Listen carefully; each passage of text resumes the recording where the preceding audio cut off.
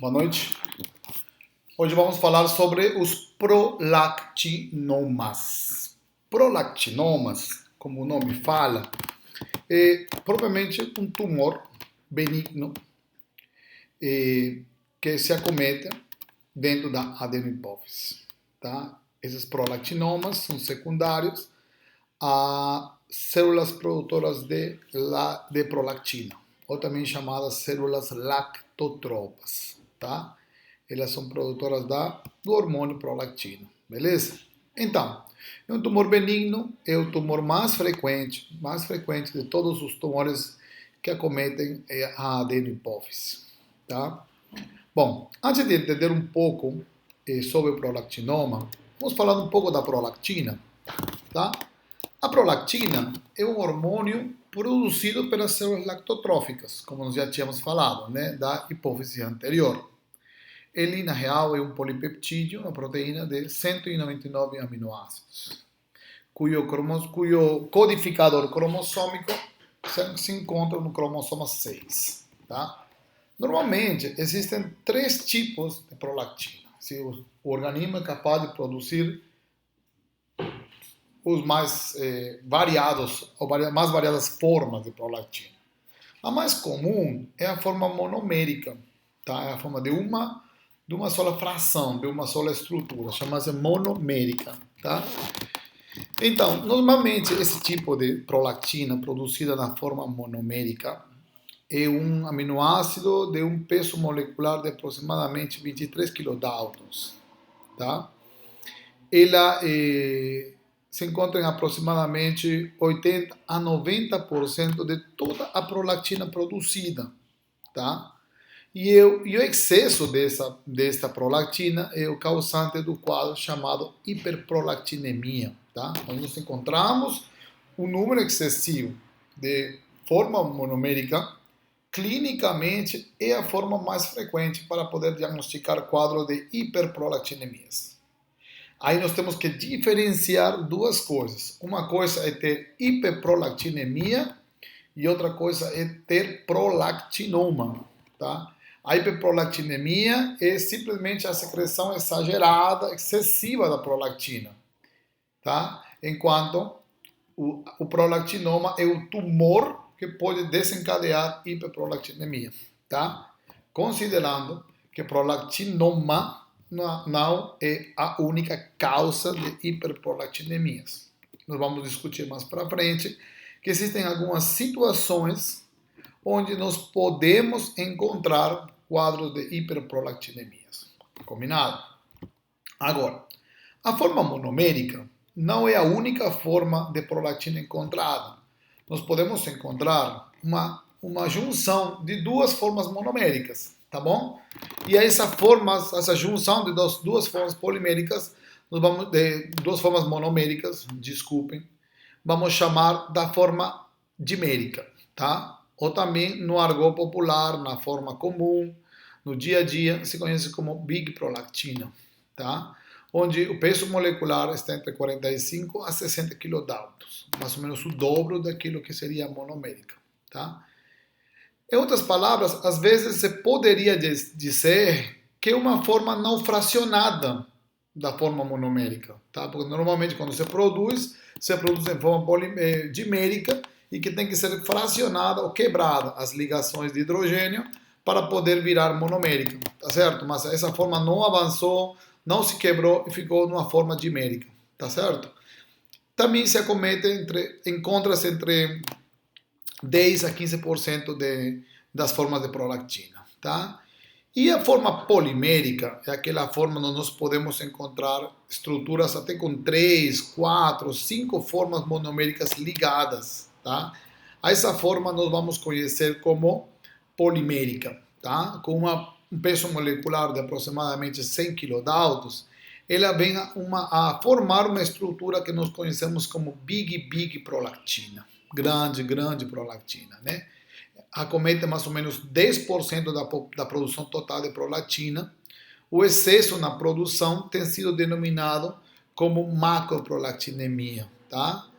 Muitas vezes nós podemos encontrar que a paciente ou o paciente encontra-se com um quadro de macroprolactinemia, a predomínio de Big prolactina, Big, e vai cursar com quadros assintomáticos, totalmente ou oligossintomáticos ou sem quadros específicos. E aqui a forma polimérica não é a forma funcional. Então nós podemos encontrar grandes quantidades, excessivas quantidades, mas o paciente não tem sintomas. E muitas vezes esses quadros podem ser encontrados nas formas de achados clínicos inespecíficos. O paciente foi fazer um check-up geral, falando assim, não tem nenhum sintoma, tá? E simplesmente apareceu com uma prolactina alta. Vamos pesquisar como está a forma da prolactina, vamos ver as formas fracionadas da prolactina e vemos que existe um predomínio da forma polimérica. Então, quadro assintomático com uma forma, com uma hiperprolactinemia, onde nós avaliamos a forma fracionada, vamos encontrar uma boa porção do Big prolactina, que seria a forma polimérica, estaríamos fazendo o diagnóstico de macroprolactinemia. Combinado?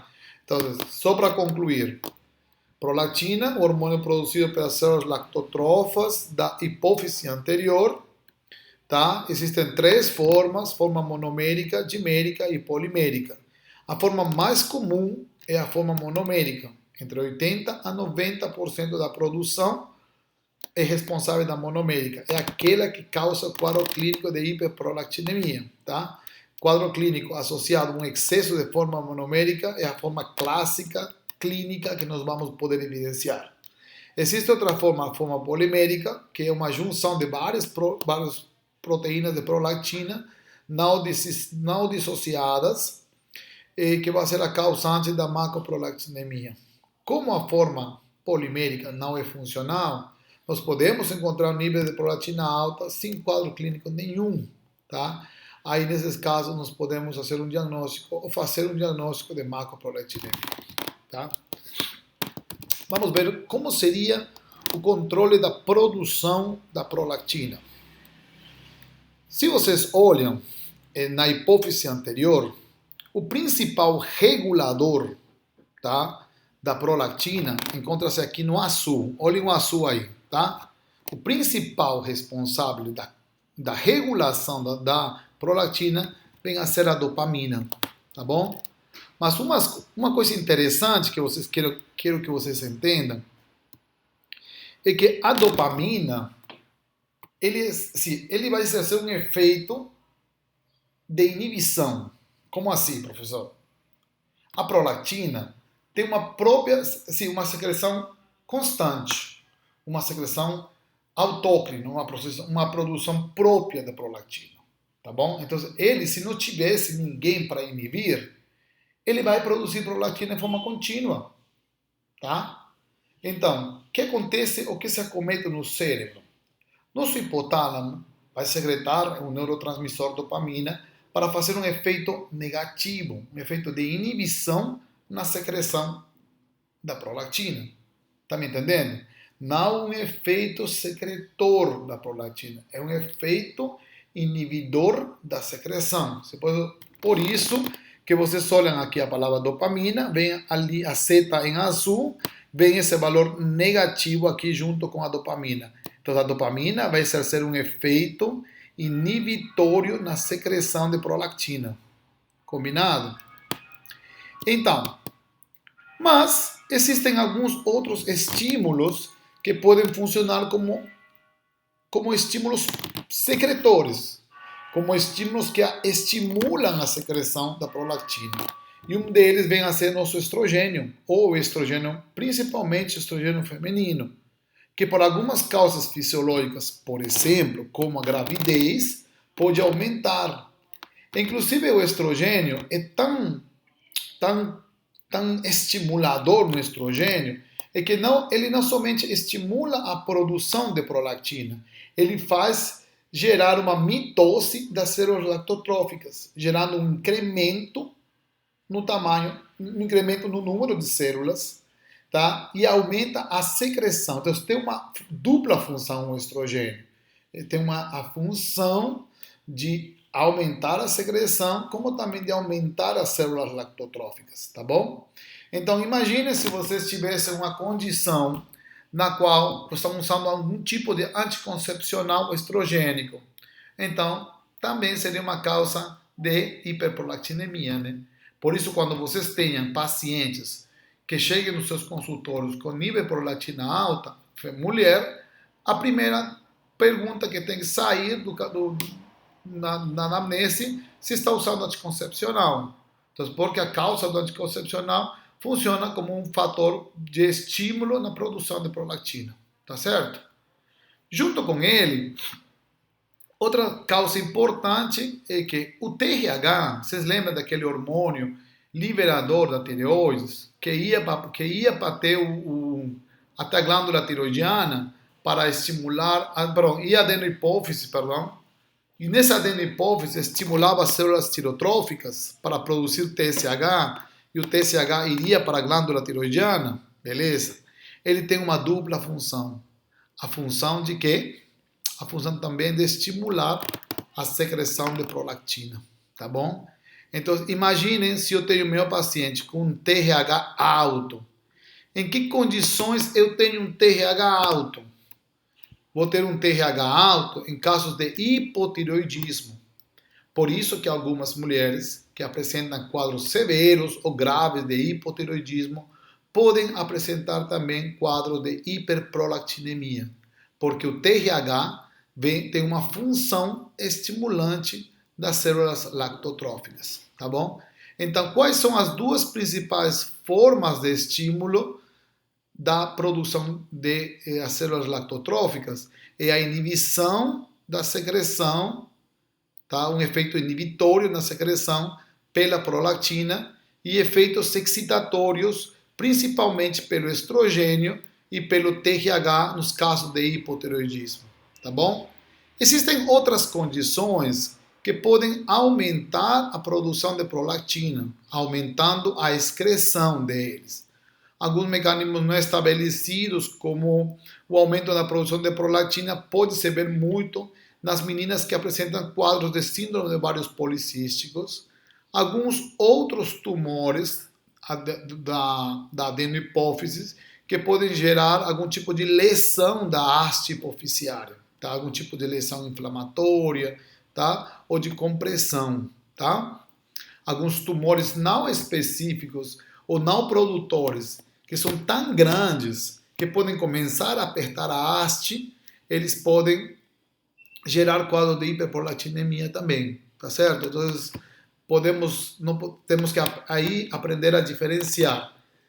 É um tumor produtor e que pode estar produzindo prolactina, ou é um tumor não funcionante, como aqueles que falamos, que por alguma causa de irritação, irrita a adenohipófise, especificamente na haste, e assim, desse jeito, a dopamina não chega, e como a dopamina não vai chegar na célula, a célula vai excretar prolactina, tá bom? Então, aí vem a ser um mecanismo secundário, um mecanismo totalmente contraditório, tá bom?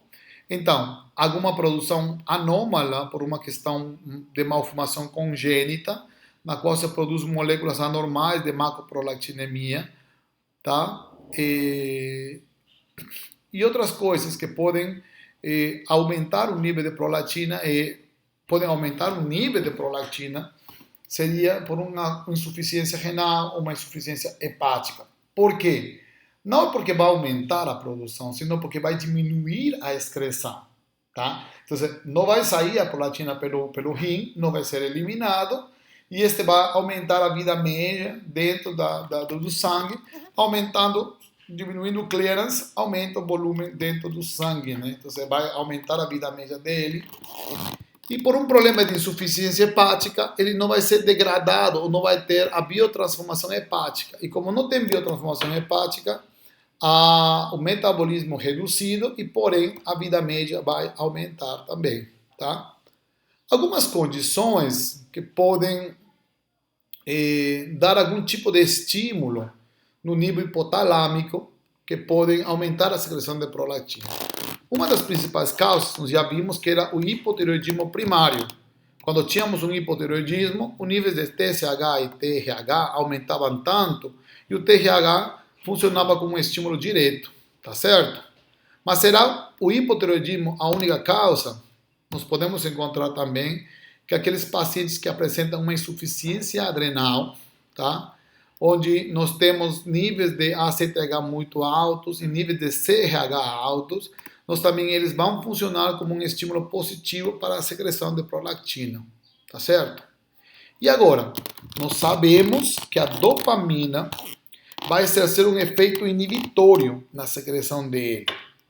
E se existisse alguma condição na qual a dopamina é bloqueada, bloqueio a dopamina, porém a dopamina não vai na adenohipófise e não exerce seu efeito inibitório. Aí o que vai acontecer? A prolactina começa a secretar. As células lactotróficas não têm a inibição de dopamina e, porém, eles vão eliminar, ou vão secretar, perdão, várias doses de prolactina. Então, imagine uma condição onde eu vou bloquear a dopamina, tá?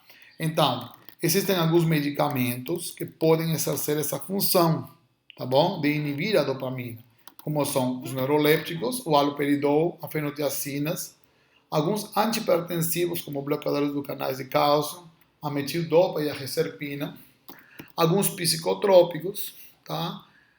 Antidepressivos tricíclicos na cabeça, antagonistas H2 também e alguns opioides, tá? Algumas outras causas onde nós podemos bloquear a dopamina por meio da via do sistema nervoso autônomo seria algum tipo de lesão da parede torácica. Você vê muito que pacientes, sobretudo mulheres, que apresentam algum tipo de lesão mamária, tá bom? Ou algum tipo de queimadura perto da região torácica, por estímulo do sistema nervoso autônomo, eles vão inibir a dopamina, tá? Dopamina, eles automaticamente inibem a dopamina e a dopamina não exerce esse efeito inibitório. Aí o que vai acontecer? Algumas outras lesões, pacientes que foram operados de mama, né? Ou inclusive até a amamentação diretamente já funciona como um estímulo. O bebê mama, existe uma inibição dopaminérgica e quando existe uma inibição dopaminérgica existe um bloqueio na inibição da dopamina e porém um aumento da produção de prolactina, tá certo? Então, para que serviria a prolactina? A prolactina apresenta diversas funções fisiológicas, como a principal, a top dela, seria a iniciação e a manutenção do aleitamento. Tá? Eu preparo da glândula mamária para iniciar o aleitamento, onde vai promover uma proliferação e uma total diferenciação do epitélio mamário, tá? Para virar esse tecido alveolar, um tecido produtor, e o tecido ductal, um tecido transmissor, onde permite a contração para poder levar o leite até o bebê, né? E outra coisa que quero que vocês entendam, a prolactina é um hormônio específico da mulher que está grávida. Então, se a mulher está grávida, o cérebro está entendendo que temos um bebê. Ui. Desculpa, doutor. Então, a glândula mamária, a prolactina é um hormônio da mulher que está grávida. E como é um hormônio da mulher que está grávida, se entende que tem um bebê no meio. Então, o cérebro é tão inteligente que vai entender que a pessoa tem que ter uma inibição da reprodução, tá? Então não pode existir outra pessoa, não pode existir outra gravidez. Então, o que vai fazer a prolactina? A prolactina vai exercer uma função anticoncepcional. Como assim? Ela vai bloquear as gonadotrofinas, tá bom? Ela vai bloquear o FSH e LH. Se bloqueia a FSH, ele não vai apresentar o quê? A maturação do novo oócito, tá? E o LH vai alterar a produção ou a liberação dos estrogênios, tá certo? Então, nós vemos essa figura aí, a célula alveolar crescendo, tá? Então, vamos supondo agora, vamos ver a parte patológica disso. Por alguma causa fisiológica, patológica, a pessoa vai apresentar o quê? Um quadro de hiperprolactinemia, tá? Então, o quadro de hiperprolactinemia é uma doença com uma prevalência de 0,4% na população geral adulta, onde nós podemos encontrar quadros de simplesmente hiperprolatinemias ou macroprolatinemias. É o tumor mais frequente hipoficiário, 50% de todos os tumores hipoficiários secretores, dos secretores, tá bom? Outras causas que estejam relacionadas ao quadro de hiperprolatinemia é gravidez, hipotireoidismo, anticoncepcionais estrogênicos e a presença de alguns outros medicamentos, tá? Como efeito colateral do consumo de anticonvulsivantes, antidepressivos, corticoides e alguns antieméticos, tá certo? Então, importante entender, nem todo quadro de hiperprolactinemia é tumor, tá bom? Mas todo tumor vai ter hiperprolactinemia. Conclusão? Então, nós vemos aqui dois típicos exemplos de prolactinomas, tá? Então, um prolactinoma pode ter microprolactinoma, pequeno, menos de 1 centímetro, ou pode ser um macroprolactinoma, quando é maior a 1 centímetro. Nesse caso, do microprolactinoma que está de perfil, nós vemos uma lesão pequena, tá? Aqui clássico seria o menos de 1 centímetro, tá bom? E o macroprolactinoma aqui gigante, né? Que está invadindo, inclusive, a região celular. Então, esse aqui é um quadro típico de macroprolactinoma. Agora, simplesmente os tumores hipoficiários podem gerar hiperprolactinemia? Não.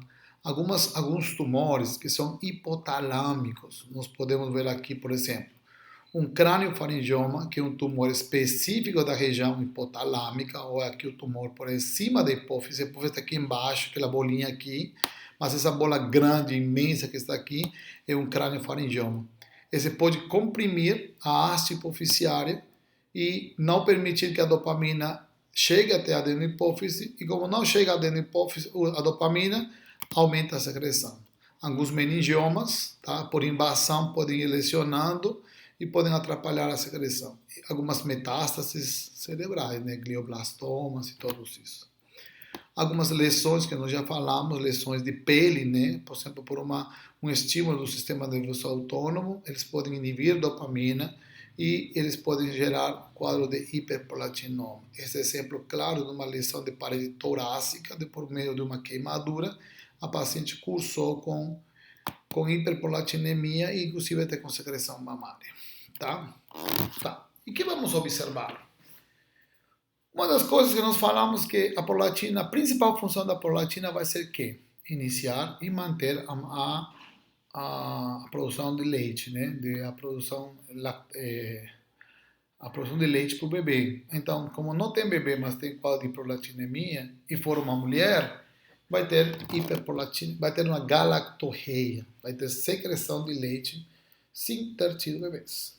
E como nós falamos que era uma questão de era um hormônio que procurava manter o bebê, ele ia gerar uma anticoncepção natural. Ele ia inibir as gonadotrofinas. E como inibir as gonadotrofinas, FSH e LH, eles vão gerar que?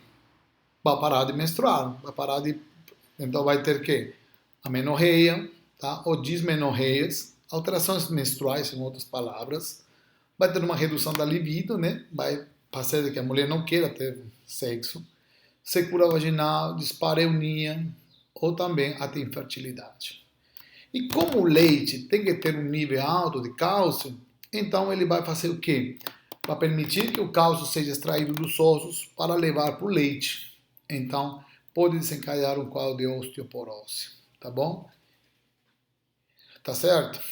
Então, inclusive, nós podemos encontrar até quadro de hipotireoidismo nessas pacientes por bloqueio, tá bom? Isso acontece nas mulheres. E nos homens, o que vamos encontrar? Vamos encontrar galactorreia, bem difícil, tá? Bem difícil, porque a mama, se for de adulto, a mama do homem adulto já não é uma mama estimulável, tá? E o único que podemos ver é que a glândula mamária vai ser estimulada, vai ter um leve crescimento, tá? Mas às vezes é muito leve. E o paciente pode apresentar o quê? Mais que galactorreia, ele pode apresentar ginecomastia, tá bom? E essa ginecomastia pode levar só a dor, tá? Uma dor no nível das mamas, tá? Isso chama-se mastodínia, tá bom? Então, no homem é mais fácil encontrar mastodínia que galactorreia. Às vezes, podemos encontrar galactorreia de uma forma leve, mas é muito, muito, muito raro.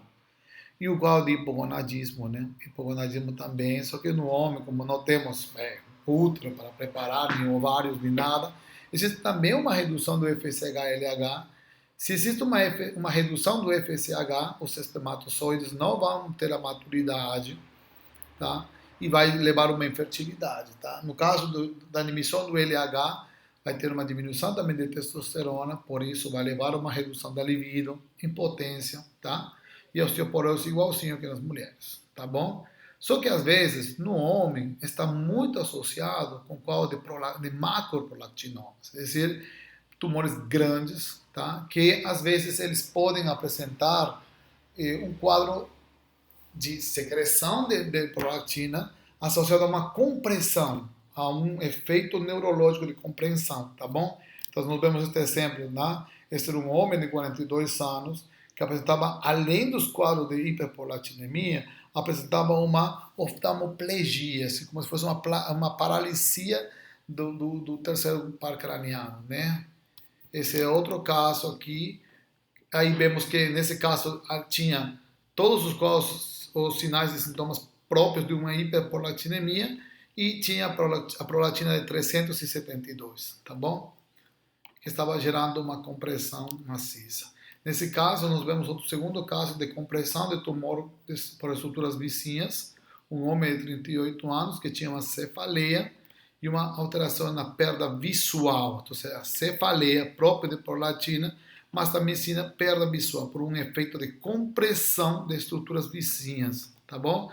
Dosaram-se a prolactina e o diagnóstico de prolactina era de 53.543 nanogramas por ml. Altíssimo, né? Então, vamos ver então, como faremos o diagnóstico de hiperprolactinemia? Bom, o que fazer nos quadros? O que fazer se temos uma suspeita de uma hiperprolactinemia? Primeiro, uma história clínica bem feita, um exame físico apurado, né? Dosar os níveis de prolactina sérica. E se estamos com suspeita de uma compressão neurológica, efeitos, uma tomografia computadorizada célula túrcica ou uma ressonância magnética, né, da área hipoficiária, que nós conhecemos isso como célula túrcica, tá bom? Então, temos três quadros, três bases, três pilares do diagnóstico: uma história clínica, exame físico, o nível de prolactina e a imagem, né, a imagem de uma tomografia ou de uma ressonância, tá? Então, no diagnóstico laboratorial, vamos supondo bem um resultado.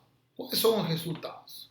Se passa de 50, já é uma hiperprolactinemia, tá? Existe um grupo populacional de pessoas que apresentam níveis um pouquinho altos de prolactina, 40. Então, muitas vezes isso é normal, tá? Então, de 20 a 40, às vezes pode ser uma questão genética, uma questão pessoal, ou às vezes até uma questão racial. Tá? Mas normalmente, quando acomete valores maiores a 50, a gente já faz diagnósticos de macro ou de hiperprolactinemia, tá bom? Então, vamos supondo que ele vem com um resultado maior a 200 e nós estamos suspeitando de um tumor, tá? Quando é maior a 200, normalmente nós suspeitamos já de um macroprolactina, tá? De uma prolactina, de um tumor maior a 1 centímetro. E se fosse menor de 200, pode ser quadro de uma microprolactinemia, tá? Então, por que isso? Porque existe uma verdadeira correlação entre o nível de prolactina e o tamanho tumoral, tá certo? Então, se o paciente chega com 500, puxa vida, eu tenho que pensar imediatamente em um tumor grande, um tumor hipoficiário maior a 1 centímetro, um macroprolactinoma. Se menos de 200, posso pensar em um tumor pequeno, mas pode ser outras causas também, tá bom? Agora, então, se minha paciente apresenta manifestações clínicas de um aumento da prolactina, é decir, um hiperprolactinoma, eu tenho que fazer o seguinte: medir a prolactina. Se a prolactina encontrasse entre 25 a 150, eu tenho que investigar a causa da prolactina, tá? A causa desse hiperprolactinoma. Quais podem ser as causas óbvias? Anticoncepcional, gravidez, né? Às vezes não diagnosticada, pode encontrar. Ou uma injúria traumática de tórax, ou alguma causa, tá certo? Macroprolactinomas, talvez. E se não tiver nenhuma causa, aí sim que eu peço uma ressonância magnética. Porque aí eu posso estar pensando que tem um microprolactinoma, tumor pequeno, ou está tendo uma macro, um tumor grande que não é funcionante, mas ao mesmo tempo está fazendo compressão do ácido hipoficiário. Tá bom? Agora, se a prolactina estivesse maior a 150 ou 200, já é mandatório fazer uma ressonância magnética, tá bom? Tá? Dentro das causas óbvias, nunca esqueçam uma armadilha importantíssima, que é o hipotiroidismo, tá bom? Então, se nós temos uma manifestação clínica de aumento de prolactina, às vezes eu posso medir a prolactina, tá bom? E, e o valor ou às vezes está alto, mas o paciente não tem nenhum sintomas. Isso pode ser por a produção de macroprolactina, se aquela big prolactina está sendo produzida em doses excessivas, mas o paciente não apresenta nenhum quadro clínico, tá? A segunda armadilha é o famoso efeito gancho. O que significa o efeito gancho? Na qual, efeito gancho significa de que, por algum erro no laboratório, um erro laboratorial, meu paciente apresenta valores pequenos, o resultado é menor. É um paciente com muitos sintomas, é um paciente que tem lesões neurológicas já determinadas, e quando mando fazer o exame laboratorial, o resultado é baixo, 40, 50. E eu penso, não se correlaciona, eu estou achando que tem um tumor gigante. Ou às vezes eu posso mandar fazer uma ressonância, e na ressonância está enorme o tumor, e o resultado vem em 50. Então, isso pode ser um chamado efeito gancho. O que significa esse efeito gancho? Que existiu algum problema no diagnóstico laboratorial que precisa uma maior qualidade no tratamento do sangue, tá? Para poder fazer o exame. Por quê? Pode acontecer que o seguinte, o efeito gancho é onde a pessoa apresenta valores baixos erradamente, tá bom? Se fazemos uma segunda medição com uma técnica chamada lavagem, tá? Ou lavagem do soro, tá? Essa lavagem do soro pode tirar todas as prolactinas que não estão ou que estão atrapalhando a dosagem. Muitas vezes nessa lavagem do soro, o resultado pode mudar de 80 para 400, tá? Depois eu explico como é o efeito gancho propriamente dito, tá bom? Para vocês me entenderem melhor. Vai ser um quadro específico sobre o efeito gancho. Aí o que acontece? Eu posso ter uma dose baixa e eu ter uma imagem, tá? E essa imagem não ter absolutamente nada. E aí, nós temos que ver que a causa óbvia, falei para vocês, nunca esqueçam isso. Dentro das causas óbvias, eu tenho que avaliar sempre o hipotiroidismo, tá bom? Agora, muitas vezes, eu falei para vocês que às vezes pode existir um tipo de tumor de prolactina que ela é mista.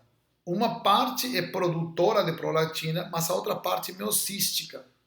E essa parte cística não produz prolactina, mas faz um efeito de compressão de estruturas neurológicas próximas. Tá bom? Então, esse prolactinoma misto, combinado com um tumor não secretor, ele pode ter um comportamento como se fosse uma estrutura, um macroprolactinoma não funcionante.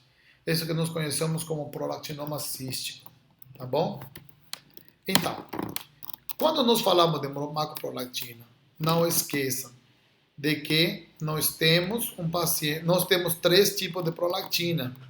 Se nós fazemos um estudo fotocolorimétrico de cromatografia, tá? O que significa cromatografia? é dividir, fazer um estudo mais apurado, físico das moléculas de prolactina, e se fizermos uma quantificação delas no sangue, nós vamos poder ver que existem os três tipos de prolactina. Prolactina 1, prolactina 2 e prolactina 3. A prolactina 1 é a que nós conhecemos como macroprolactinoma.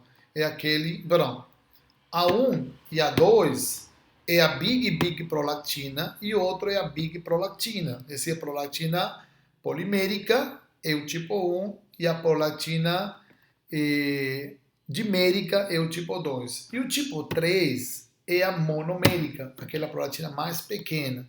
Então, se vocês veem essa curva aqui, é uma curva cromatográfica normal e comum de uma macroprolactina, tá bom? Então, o que vai acontecer aqui? Nós vamos encontrar sempre essa divisão entre 0 a 10%, tanto da polimérica como a dimérica, e mais de 80 a 90% da monomérica, tá bom? Então, esta é a forma correta como deveria ser expressa a curva da prolactina em pacientes normais, tá bom?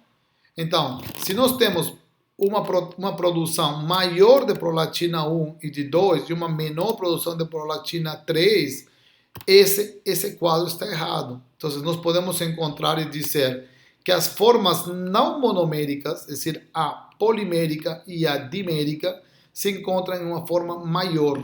E esse incremento da produção de prolactinas dimérica e polimérica é que nós conhecemos como macroprolactinoma, tá? Elas são importantes diagnosticar eles porque muitas vezes meu paciente tem quadros assintomáticos, totalmente sem nenhum, ou oligossintomáticos, e podem encontrar valores de prolactina alta. Então, eu posso estar pensando que é um quadro de prolactinoma importante, hipoficiário, quando na real eu posso ver que é uma produção anômala, tá? Anômala. Isso tem a ver, não tem muitas vezes com tumores, tem a ver mais com quadros clínicos, tá bom? Aqui nós podemos ver um paciente com hiperprolactinemia, tá bom? 59,2. Nesse caso, um 17% de macroprolactina, um valor alto para um paciente normal, né? Normalmente deve ser de 5 a 10%, tá bom?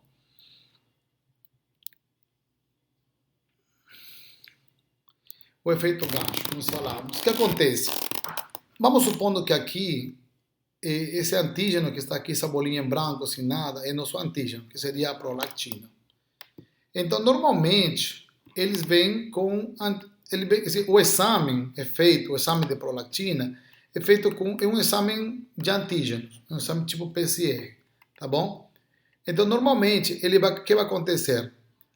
O anticorpo vai ter um anticorpo, primeiro anticorpo de captura da prolactina, e vai ter um efeito, um anticorpo sinalizador. Então, quando o anticorpo de captura se junta ao antígeno, o anticorpo sinalizador também automaticamente gera um efeito de sanduíche, tá bom? Então, o que vai acontecer? O que vai acontecer? Ele vai... então, a informação gerada, o número de prolactina quantificada, vai ser assim, por cada sanduíche que aconteceu. É decir, cada junção de antígeno, anticorpo e anticorpo sinalizador. Tá certo? Então, tem que existir essa junção. Aqui, por exemplo, fizemos o exame, o resultado é este, e aqui o resultado vai ser 5. Tá bom? Isso daqui, esse antígeno seria a prolactina comum, a monomérica. Então, o que vai acontecer em alguns pacientes que têm hiperprolactinemia em excesso? O que vai acontecer? Vai existir tanta prolactina alterada, monomérica, dimérica, que ele vai começar, um deles pega o anticorpo sinalizador e outros pegam o anticorpo de captura. E como não existe esse efeito sanduíche, eles não vão se juntar, entende? E aí quando a máquina passa para ler eles, ele vai ler como se tivesse somente um. Tá bom? Então, esse paciente tinha tanta prolactina circulando, mas o resultado era só um. Aqui existiu um erro, mas não foi um erro do laboratório, foi um erro próprio dos nossos sangue. Por quê? Porque teve tanta prolactina, tipo 1 ou tipo 2, macro, polimérica ou dimérica, que não vai se juntar adequadamente fazendo sanduíches que minha proposta, o meu laboratório estava querendo fazer. Tá entendendo? Então, eu tenho tanta prolactina anômala, estranha, que não vai gerar a junção do antígeno, anticorpo e anticorpo sinalizador.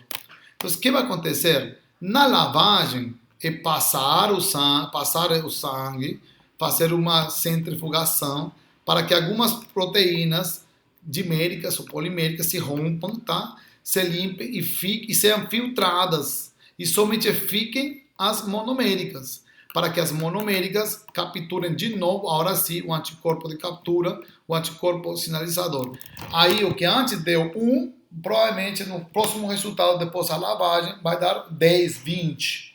Então, eu posso encontrar, às vezes, que meu paciente tinha um resultado de 80, mas o quadro clínico não era clássico de um 80, provavelmente estava suspeitado de um tumor hipoficiário, com 80 não podia fazer o diagnóstico. Mandei fazer a tomografia tinha um enorme prolactinoma com resultado de 80? Não. Aí o que aconteceu? Suspeitei que pode ter um problema laboratorial chamado efeito gancho. Assim, um erro na medição da prolactina. Aí o que acontece? Eu mando fazer peso, lavagem de prolactina, e essa lavagem de prolactina que deu 82, no próximo resultado pode vir 400, 500. Tá bom? Então, aí vocês têm que pensar, prolactina alto, mas totalmente indiferente ao resultado, não compatível com o quadro clínico e não compatível com o diagnóstico de imagem. Aí vocês podem estar pensando que existe um erro de medição, onde provavelmente se estabelece o efeito gancho. Efeito gancho que precisa fazer? Lavagem de prolactina. Lavagem de prolactina, que significa? É uma técnica laboratorial na qual se procuramos eliminar as formas não monoméricas, para que fiquem só as monoméricas, e as monoméricas se juntem com antígeno marcador, antígeno de captura, gerem um sanduíche, e esse sanduíche possa ser lido pela máquina ao momento, tá? Então, são quadros clínicos na qual a pessoa apresenta valores de prolactina altos, mas não compatíveis com resultados, com quadro clínico nem com diagnóstico de imagens. Frequentemente, o resultado suele ser muito baixo, mas após a lavagem, o valor se duplica, se triplica, pode aumentar 10 vezes o valor, tá bom? Vamos ver um exemplo de efeito gancho. Um homem de 61 anos que estava tendo galactorreia. Olha, para um homem ter galactorreia, o quadro clínico não era fácil, né? Mas a prolactina era 143. Aí eu pensei, galactorreia em homem de 61 anos, com prolactina só de 143? Aí tem alguma coisa errada. E já estou começando a pensar em efeito gancho. Faço a tomografia e a tomografia, olha aqui o tumor imenso de hipotálamo e hipófise, tá bom? Então aqui existiu o efeito gancho, tá bom? Aí vou mandar fazer minha lavagem e na lavagem vai sair um resultado totalmente diferente. Aqui eu tenho um paciente de 16 anos, jovencíssimo, cefaleia, galactorreia, olha, 16 anos até que a mama ainda está estimulável. A prolactina está em 31,3, posso até pensar em efeito gancho, né? Mas aí passa o exame de TSH também e TSH de 40. Então, associado a todo o quadro clínico que ele tem um hipotireoidismo, tá bom? Tá certo? Então, qual vai ser o tratamento que eu vou dar desses pacientes? Primeiro, meu objetivo principal é normalizar os níveis de prolactina. Por quê? Tenho que reduzir a prolactina para evitar o estímulo mamário, né? Tanto feminino como masculino. Tenho que reverter todos os sintomas que estão gerando, como alterações menstruais, a infertilidade, a redução da libido, a galactorreia, a cefaleia tenho que reverter, tá? Reverter todos aqueles efeitos de massa tumoral, tá? Quando são macroadenomas. Eu tenho que preservar a função hipoficiária, aquilo que sobrou de hipófise, porque muitas vezes não são malignos, mas eles geram destruição, porque eles são grandes às vezes. vezes, né? E evitar qualquer recidiva ou uma progressão da doença, tá? Como eu vou tratar os quadros de hiperprolactinemia? Principalmente o tratamento é clínico. 95% dos casos são tratados de uma forma clínica. São poucos que precisam de outro tipo de terapêutica, tá? Normalmente o tratamento costuma ser com agonistas dopaminérgicos para curar hiperprolatinemias, micros e macroprolatinemias. Talvez seja um dos tumores neurológicos mais comuns que não sejam cirúrgicos, tá bom? Então, com muita frequência, eles respondem bem aos agonistas dopaminérgicos, tá? E alguns casos também têm que ver o tratamento de algumas outras causas, né? Como o hipotireoidismo primário, que também pode ser a causante desse, tá bom? Em alguns casos de tumores não responsivos, tá? Ou muito grandes, que precisa uma limpeza prévia do tumor, porque foi uma invasão maior, precisa fazer algum tipo de tratamento cirúrgico, tá? São cirurgias que se fazem por via transesfenoidal e no pior dos casos pode ter até ser necessário o uso de radioterapia, tá?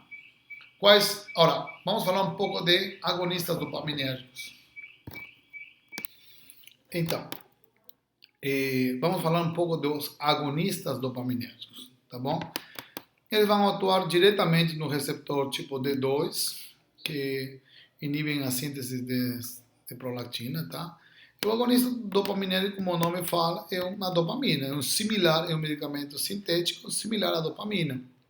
Então, se é dopamina, vai inibir a síntese e a secreção da prolactina. Olhem a função dele, inibe a síntese e a secreção da prolactina, tá bom? E assim vai também diminuir o crescimento do tumor, tá bom? Quais são os principais agonistas? São a lisurida, a pergolida, a quinagolida, a cabergolina, tá bom? Essas duas últimas, a quinagolida e a cabergolina, são com maior afinidade pelo receptor dopaminérgico tipo D2. Na clínica, no dia a dia, a gente pode usar com mais frequência a bromocriptina, que é a bromoergocriptina, tá bom? E a cabergolina, são os medicamentos mais utilizados, tá? Vamos falar um pouco da bromocriptina. A bromoergocriptina, ou bromocriptina, comumente chamado, nós temos duas apresentações farmacológicas de 2,5 ou de 5 miligramas, que pode ser usada em doses únicas ou doses de 3 vezes ao dia. Normalmente se recomenda iniciar por 1,25 até ir aumentando até 5 miligramas dia, tá bom? Quais são os efeitos que nós podemos encontrar com bromocriptina? É a normalização do prolactinoma entre 70% e 80% dos casos, um retorno às menstruações ovulatórias em 80% dos casos e o mais importante, redução tumoral, tá bom? Mas a bromocriptina é um medicamento com altos índices de efeitos colaterais. Quais são os efeitos colaterais? Náuseas, cefaleias, tonturas, fadigas e até um pouco de hipotensão postural, tá bom? Vamos falar da cabergolina. Cabergolina talvez seja um dos medicamentos mais razoáveis, mais bom de utilizar, medicamento, talvez seja um medicamento padrão ouro no tratamento de hiperprolactinemia, tá bom? Ele tem, normalmente conhecido no mercado como Dostinex, uma forma farmacológica comercial, possui uma duração de até 21 dias. O paciente pode tomar, o mais comum é tomar 2 vezes na semana, tá? São 2 tomadas semanais suficientes para nivelar os níveis de prolactina, tá? Se usa muito em pacientes que apresentam resistência à bromocriptina, tá? E podem requerer doses entre 0,5 até 1 miligrama ou se usa em aqueles pacientes que apresentam doses de bromocriptina maiores a 0,5, tá bom? Apresenta uma melhor tolerância e maior eficácia com respeito à bromocriptina, tá bom? Por exemplo, a eficácia e a tolerabilidade de cabergolina a normalização da prolactinoma e na redução de microprolactinomas bate 92%. Nos casos de macroprolactinoma vai para 77%. Em pacientes que têm intolerância à bromocriptina, 84% respondem melhor com cabergolina. Ou aqueles pacientes que apresentam uma resistência à bromocriptina, 70% dos casos conseguem resolver com cabergolina. A redução tumoral é altíssima, mais de 67%. No tratamento dos microprolactinomas, nós temos que entender uma coisa. Tratamos ou não tratamos com cabergolina? Por quê? Se não tem efeito massa, simplesmente para diminuir a parte clínica. Os microprolactinomas, eles não tendem a crescer. Tá? O risco de crescimento vai entre 7% aproximadamente. E um terço dos casos, sem tratamento, pode haver melhora dos sintomas. Tá? Mas por que tratar? Quando nós indicaríamos tratamento? Vamos iniciar tratamento em caso de distúrbios gonadais, amenorreia, infertilidade, disfunção sexual, diminuição da libido e impotência, tá? Osteoporose, galactorreia, crescimento tumoral durante o crescimento. Está com micro, mas aí acompanhando ele vira o macro. Tem que ser tratado, né? Então, o tratamento clínico é a terapia de base, talvez a mais frequente, mas em alguns casos pode ser preciso tratamento cirúrgico, tá? A cirurgia transesfenoidal é uma das cirurgias mais comuns realizadas em pacientes com hiperprolactinoma e com macroprolactinoma. A resposta cirúrgica é ótima, quase 90% dos pacientes apresentam uma eficácia no tratamento, porém os efeitos colaterais podem ser muito grandes. Pode apresentar, inclusive, até complicações como a apoplexia hipoficiária, que é muito frequente, ou a fístula licórica, ou a meningite. Inclusive, em casos muito, muito graves, até a maurose ou perdas visuais, né? Ou pode, por lesão hipoficiária, gerar até diabetes insípida em menos frequência. Casos raríssimos precisam de radioterapia, tá? Mas nunca esqueçam, a secreção de prolactina tem um controle dopaminérgico, inibitório, através da dopamina, ou excitatório através do TRH, tá bem? Ou também da serotonina, tá bom? Então, com isso concluímos a aula de prolactinomas, tá?